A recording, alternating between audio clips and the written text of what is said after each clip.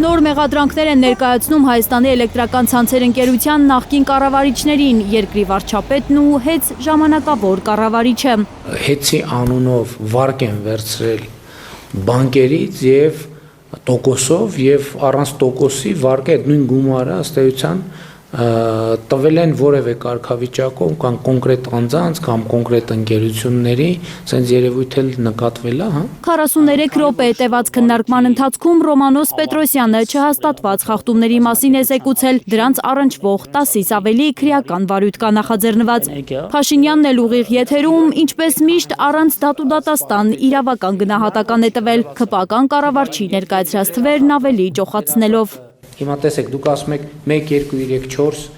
հավելագրման դեպք է, չէ՞ արձանագրվել։ Եթե 1, 2, 3, 4-ը եղել է, 5, 6, 7, 8, 9, 10-ը եղել է, նշանակում է 20-ն էլ է եղել, 30-ն էլ է եղել, 40-ն էլ է եղել։ Պետրոսյանը նաև վստահեցրել է, թե ՀԵՑ-ի 2018 թվականից 2024 թվականների տվյալների բազան ջնջվել է։ Խնդիր եղել է, բայց ինքը մոռանում է նշել,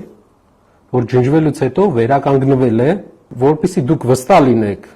որ ապացուցելի է, գնում եք ՀԵՑ-ի գլխավոր ֆրոնտ օֆիսներ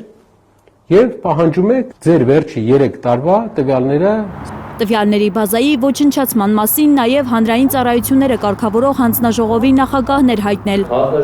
Վստահեցրել, հնարավոր չէ դրանք վերականգնել։ Մեսրոպ Մեսրոպյանի ղեկավարությամբ հանրային ծառայությունները կարգավորող հանձնաժողովը նոյեմբերի 17-ին ՀԵՑ-ին զրկեց լիցենզիայից նաև այդ պատճառով։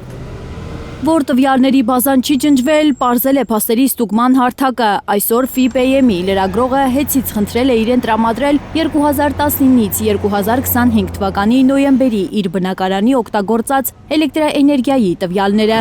Քիչ անց ստացել է քաղվածքը, ըստ էության ջրի երես հանելով ՀԵՑ-ի նախկին կառավարիչներին ուղղված այդ մեղադրանքի կեղծ լինելը։ Փաշինյանը մարդկանց վարկաբեկելու ինչ խոսք, լավ մասնագետ է, բայց դրույթների մեջ չի խորանում, եւ սա նրա թույլ կողմն է, ինչպես այստեղ, այնպես էլ ամենտեղ։ Տաշիր ընկերությունների խմբի փոխնախագահ Նարեկ Կարապետյանը համոզված է, իրենց մասին իշխանության հյուսած կեղծիքները հերթով բացահայտվելու են։ Ոլորտը մանրուքների մեջ է։ Մակերեսային պատասխանների արդյունքում մենք ստանում ենք այն, ինչ որ ունենք մեր երկրի բոլոր ոլորտներում։ ՀԵՑ-ը Փաշինյանին պետք է ՔՊ-ն ֆինանսավորելու համար, համոզված է Կարապետյանը։ ՀԵՑ-ը այս մարդկանց պետք է, որպեսզի դառնա քաջանի պղնձամոլիբդենայինի պես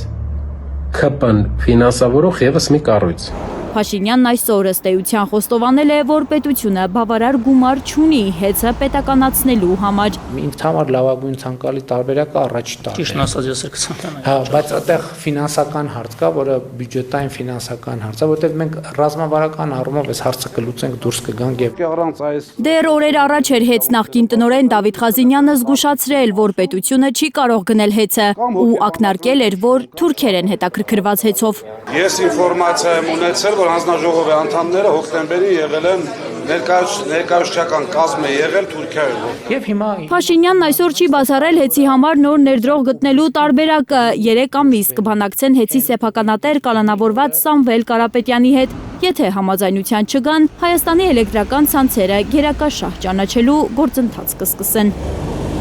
Աննա Գյուլնազարյան, Արմեն Ապրեսյան, Հայլուրի համար։ Հայաստանում եւ աշխարհում տեղի ունեցող իրադարձությունների մասին առաջինը իմանալու համար բաժանորդագրվեք մեր ալիքին, սեղմեք զանգակը, որ բաց չթողնեք ամենակարևորը, ամենահրատապն ու հետաքրքիրը։